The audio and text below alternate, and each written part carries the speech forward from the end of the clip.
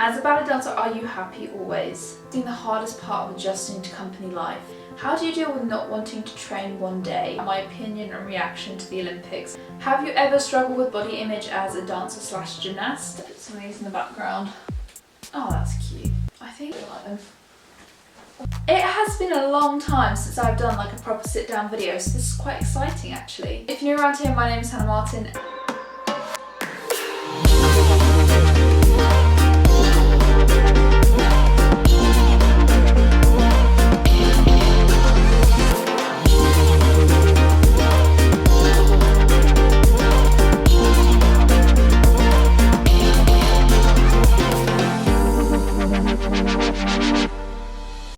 I am a professional ballet dancer. I work with Birmingham Ballet. I asked you on Instagram and on YouTube whether you guys had any questions for me, and boy did I get a lot of responses. So I'm going to try and fly through as many as possible today. This potentially might be 2 videos. Guys, you had lots to ask me, which I'm happy for.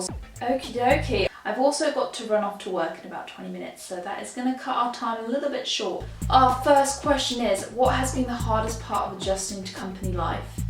Boy, this could be a whole video in itself. I think the biggest adjustment is that you don't have classes. Everything isn't arranged around improving you, it's the company. Rehearsals are for the shows, they're not for you to learn the trade. You are in the trade. I think that's been the biggest adjustment, is just knowing when to push and knowing when to step back. Because for me at school, I would just push every single day, whereas here at work I have some days which are really hard and other days that are a lot lighter, and you need to learn how to manage that yourself. I remember ballet teachers always saying that to me when I was in school. You only come to the full realization of what it's like when you actually get there. So if you could do one thing differently on your Greatest Dancer journey, what would it be? If you don't know what the Greatest Dancer was, it was a TV show I was part of in 2020. I met some incredible people. It was like living in another universe. I think the biggest thing I would change is on week 3. Was it week 3 or week 4? Week 3. I did a gladiator routine, and with the team I made quite a few changes, like a couple days before. And I looked back on the routine and I was like, man, I wish I kept it how it was when I originally choreographed it, because I felt like the movements were a little bit more true to myself. So I think if I was going to change anything, I would have just tried to stay more true to myself that week and not change a load of things last minute before the show.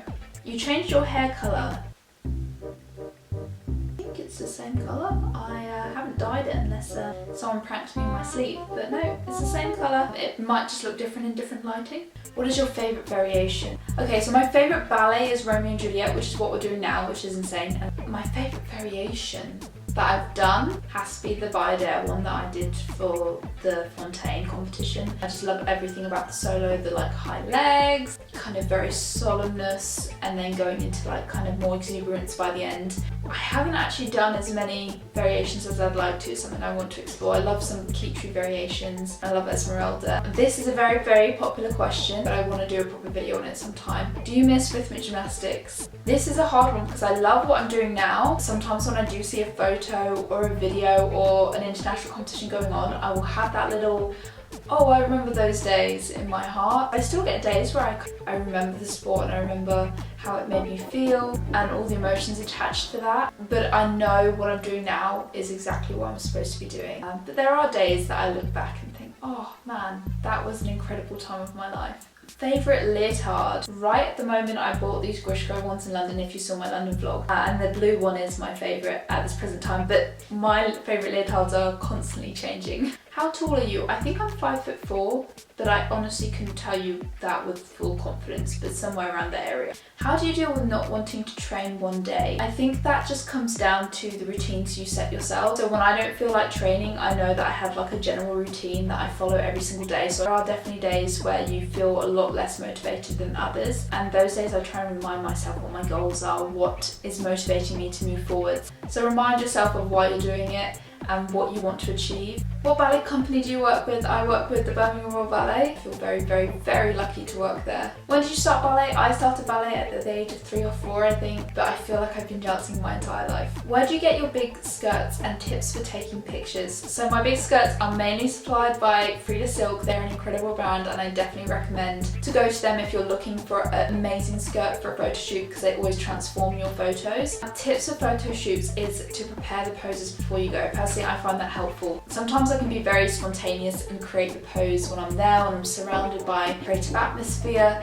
but there's days where the inspiration's just not coming, so it's good to have some stock poses that you know you look good with. And just remember that poses that other people do might not look the same on you. You need to find poses that work for your body and work for your lines. What do you do as a professional ballerina and what is your goal? So if you guys want to see what a normal day looks like for me, I've got plenty of days in the life videos up on my channel. I don't want to say I have an end goal yet. I don't want to put a cap on it. I think my goal is just to continue to push myself, and I want to be the best dancer I can possibly be. And obviously everyone in the company we're aiming to be able to one day dance those principal roles, and honestly if one day I had that opportunity, that I guess that's the long term goal. Will you try doing RG in point shoes? I just have a feeling that probably wouldn't be the best idea. Okay, I have had a lot of questions about my opinion and reaction to the Olympics. I know it was quite controversial, but I remember just being so happy that it was being televised, because sometimes finding the live stream for the Rhythmic Gymnastics is difficult here in the UK. To be honest, I know that every single girl there at the Olympics worked really hard, and pretty much any of them deserved a medal. If you honestly knew how much these girls have been through, every single one of them deserved to be on the podium. What are your favourite foods other than porridge? Wow. Where do I start? I love frozen yogurt. Frozen yogurt is amazing. I love acai bowls. You guys have seen it on my Instagram recently. Caesar salad is my go-to lunch at work. I just find it's light, but it fuels me. I love pasta. I love peanut butter. Everything in balance is good. What time do you get up in the morning? Depends. It will be anywhere between 5:30 and 6:30 normally in the mornings, but sometimes it can be earlier. Like last weekend I woke up at like 4:30, which is it's not good. I don't know how my sleep schedule is going to change when the show starts, so that will be interesting, and I will keep you guys updated with that. Future Hannah here, just editing this video. I'm actually in the middle of show week. I've been going to bed at like 1 AM sometimes. Been a lot later than the normal 9-10 PM nights. After the first show day, I woke up at 8 AM, which was very late for me. That's the latest I've woken up in for like 2 months or something. But this morning I woke up at 7:30. Quite early considering how much later I'm going to bed. But anyway, that's a little update for you guys. Back to the Q&A. Have you ever struggled with body image as a dancer / gymnast? I'm going to say definitely yes. Something I've had to work through and still work through. It's a profession where you have to look at yourself in the mirror every single day, and especially when I'm tired, it's not always what I want to see. It's a journey, very personal. One day I'd love to share more about it, but at the moment I still feel like I'm very much in the middle of that journey. Favourite and least favourite solo from both RG and dance? Okay, this is a great question. My favourite rhythmic routine? Oof. It has to be my ball routine. I have the same music from, well, going back in the archives now, 2016 to 2018, and I actually went to the ball final at the Commonwealth Games with this routine, and it was my favourite. I love the music, I love the choreo, so that was probably my favourite routine. My least favourite routine in RG had nothing necessarily to do with the choreo or who choreographed it. She was amazing. I just hated the music. Basically, I needed to go faster. I was quite a slow gymnast. I didn't move very fast, so they thought if they put faster music on me, I would move faster. What happened is that I moved slow to fast music.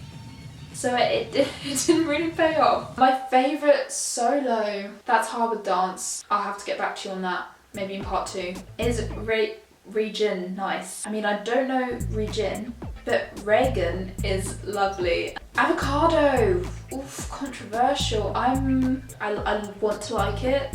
I have it occasionally, but it's not my jam really. I'm much more of a peanut butter type gal. There are so many more questions, but we are going to quickly pop over to the YouTube ones so that I've done a little bit on both platforms. Let's have a little look. I have a lot of questions about how I stay really motivated and positive. And if I'm really honest with you, I struggle with this. Motivation, not so much, but positivity I really struggle with. I'm very, very hard on myself. My emotions can go quite up and down. I would say I'm an emotional person. I'm trying my best to learn how to control them. The positivity comes from knowing what I'm doing, knowing the plan and the goals I've set myself. And when I know that I'm doing them to the best of my ability, I can can be happy with myself because there's nothing more I can do. I get very negative when I feel like my plan that I've set myself for the day isn't working out the way that I want it to, and then I can get into a very negative frame of mind. Things can start to go downhill. I think planning has been a great way to feel like I'm on top of things, feel like I'm in control, but I'm just trying to learn about when the plan doesn't go the way I want to still keep that positivity and keep calm and keep collected. So that's something I'm learning at the moment. How do you take time out for stretching in such a busy schedule? I think I said this near the beginning of the video, but if you just set yourself a time that you do it every day, for me it's the mornings. The first thing I do is I have my porridge, I read my Bible, and then I do my stretches. So if you put it into your routine, it's just part of what you do. It's like brushing your teeth in the morning, then that will help.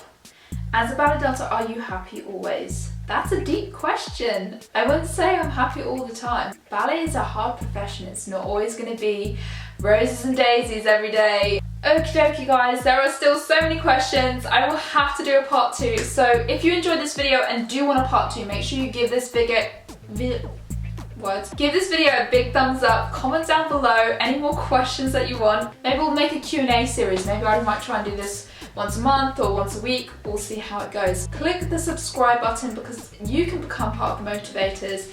We are 50k strong, which is just, again, blowing my mind. Thank you guys so much for your support, and I will see you again very soon.